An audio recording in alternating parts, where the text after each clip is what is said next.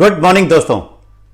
कर दिखा कुछ ऐसा कि दुनिया बनना चाहे तुम जैसा, अपने सिग्नेचर अंदाज के साथ हम अपना लाइव शुरू करते हैं।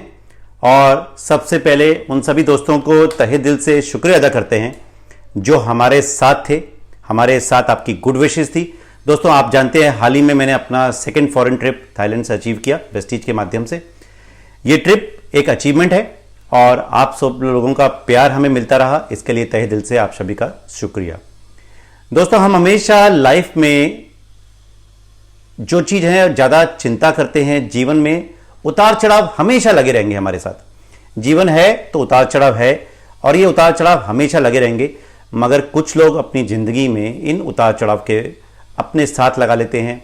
शिकायतें रहती हैं लोगों को कि ऐसा मेरे साथ क्यों हो रहा है, जिंदगी में जो हो रहा है वो अपनी सारा फोकस उनकी जो है ना शिकायतों में रहता है और उनकी जो पूरी दिनचर्या है उस शिकायतों के आसपास रहती है।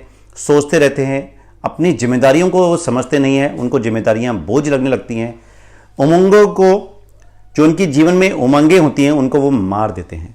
बोझ लगने के कारण वो अपनी कोई भी खुशी महसूस नहीं करते लाइफ में, हमेशा अपने विचारों में घुसे रहते हैं, विचारों में फंसे रहते हैं और ओवर थिंकिंग का शिकार हो जाते हैं। माय डियर फ्रेंड्स, ये ओवर थिंकिंग एक समस्या है बहुत बड़ी और आपका सारा डैमेज इसी के कारण होता है। खान पान खराब हो जाता है और आप अगर हम एक रिपोर्ट के हिसाब से जाएं तो ओवर थिंकिंग आपको विचारों को नेगेटिव कर देती है, क्योंकि आप हमेशा सोचते रहते हैं। उसके कारण आप अपने विचारों को भी नेगेटिव कर लेते हैं। माय डियर फ्रेंड्स, अब अगर हम समझें कि करना कैसे है, क्या करना है, आपके जीवन में खुशियां क्यों गायब हो रही हैं, आपके जीवन में जो आप एक हैप्पीनेस ला सकते हो अपने भी लाइफ में और लोगों की भी लाइफ में, उसके क्या, इस बात को कहने के लिए मैं आपको साथ एक कहानी शेयर करूंगा हर बार की तरह। ये कहानी है स्टॉप ओवर थिंकिंग। हो सकता है इस कहानी से आप अपने आप को रिलेट कर सकें, इस कहानी से कुछ सीख सकें। माय डियर फ्रेंड्स, गांव में एक लड़का था नौजवान, और वो बहुत ज़्यादा सोचता था। पुरानी बातों को, बीती बातों को वो बहुत दिमाग में रखता था।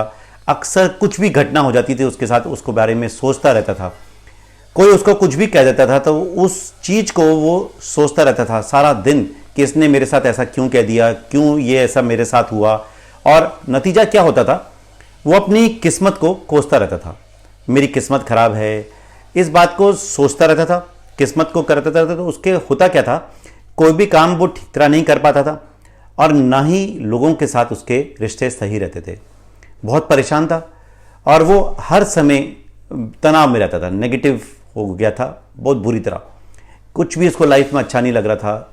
तब उसका एक दोस्त उसको मिलता है, शायद वो वेस्टिजियन होगा, तो वो उसको बोलता है कि साथ में ही पड़ोस में एक बौद्ध मठ है, बुद्धिस्ट मोनेस्ट्री, वहाँ पर एक जैन मास्टर हैं, आप उनके पास जाओ। दोस्तों ये एक बुद्धिस्ट स्टोरी में से अडेप्टेड है। तो वो जैन मास्टर के पास जाता है और नौजवान जैन मास्टर के सामने बैठता है, कहता है गुरुजी मुझे समस्या ये है कि मैं पुरानी बातों को, पुरानी यादों को पकड़ कर बैठता हूँ और मुझे उसके कारण लाइफ में बहुत सारी प्रॉब्लम्स हैं। जैन मास्टर बिना कुछ कहे अंदर चले जाते हैं। लड़के को इस बात का बुरा लगता है कि मैं इनके पास अपनी समस्याओं को लेकर आया और ये अंदर चले गए। कोई बात नहीं, वो फिर भी टिका रहता है, बैठा रहता है, क्योंकि कहीं ना कहीं उसको लगता है कि शायद ये मेरी प्रॉब्लम्स का मुझे समाधान बता दें, और वो उनके पास बैठा रहता है। थोड़ी देर बाद जैन मास्टर वापस आते हैं और उनके हाथ में एक मिट्टी का गिलास था। जैन मास्टर वो गिलास लड़के को देते हैं और बोलते हैं इस गिलास को तुम कितना वजन होगा।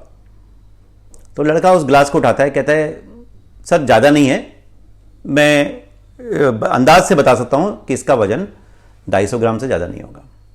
जैन मास्टर हंसते हैं, ठीक है कोई दिक्कत नहीं, अब तुम इसको पकड़ कर खड़े हो। लड़का गिलास को पकड़ता है, थोड़ी देर तक तो कोई दिक्कत नहीं होती, 15 मिनट, आधा घंटा, जहाँ 1 घंटा निकलने लगता है उसके हाथ में अब दर्द होना शुरू हुआ था।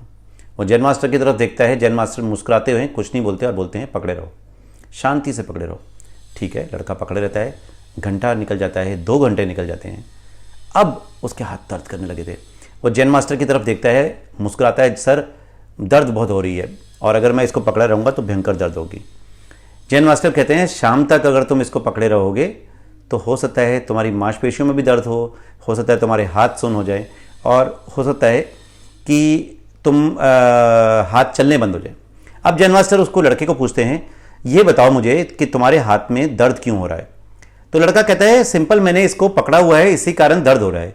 अब जैन मास्टर अपना दूसरा सवाल मुस्कुराते हुए पूछते हैं, इस दर्द से छुटकारा पाने के लिए तुम्हें क्या करना होगा।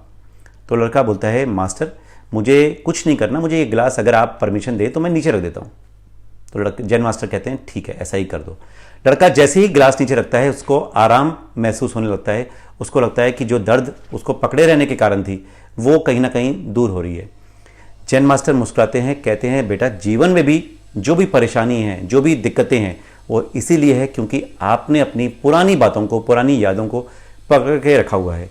अपने जीवन में कोई भी पुरानी यादें या पुरानी बातें हों, उसको आप उसके बारे में सोचिए जरूर, उस एक्सपीरियंस से गेन कीजिए कि ऐसा हुआ था तो उसको क्या एक्सपीरियंस है, क्या नहीं करेंगे तो दोबारा ना हो। बट उसके साथ अगर पकड़ के रहेंगे, व्यर्थ में चिंता करेंगे। दोस्तों एक बात बड़ी इंपॉर्टेंट है, यहां पर चिंता बंद करो, क्योंकि चिंता जो है चिता तक लेकर जाती है।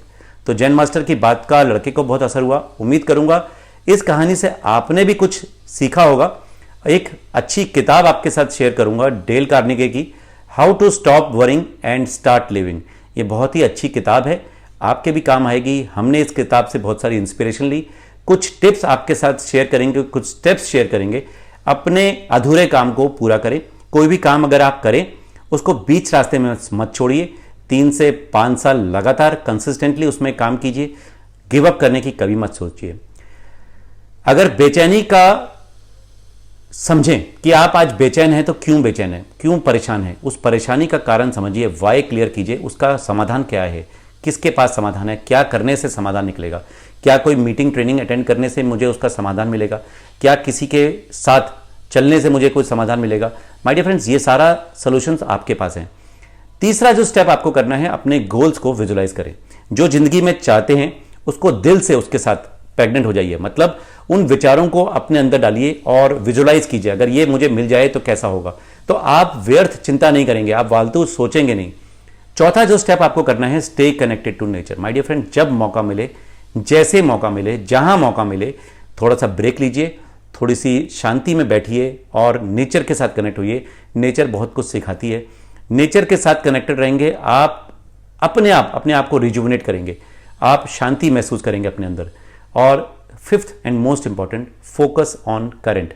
जो आज आपके करंट है उस पर फोकस कीजिए और फ्यूचर को बिल्ड कीजिए। पास्ट को आप रिपेयर करेंगे, बट यस, फ्यूचर को प्रिपेयर करेंगे आज।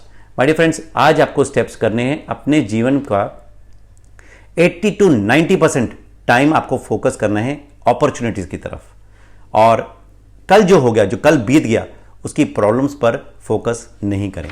माय डियर फ्रेंड्स, उम्मीद करूंगा ये कहानी, आज का सेशन आपके लिए कुछ मैसेज देकर गया होगा। आपके फीडबैक्स, आपके लाइक्स, आपके कमेंट्स बेसब्री से इंतजार रहता है। हम फिर मिलेंगे अगले ट्यूसडे को लाइव के साथ। Thank you my dear friends, wish you wealth.